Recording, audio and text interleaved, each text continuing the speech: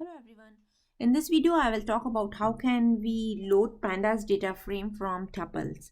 So I'm on my Jupyter notebook. I have already imported Pandas and this is the tuple which I'm trying to load. So here you can see that I have created a list and inside that we have tuples.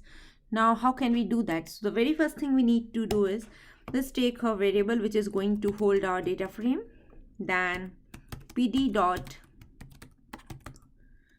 data frame, then we need to pass the input parameter from which we are going to construct our data frame. So here data is our that parameter, and next important thing is here we need to mention the column name. So what all column names you want. So I want column names to be, and again this is a list, so you need to put it into a square bracket.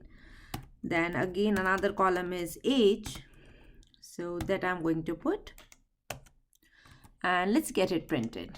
So that's how it is and how easy it is to construct a data frame using tuples. I hope you enjoyed this short video and keep watching.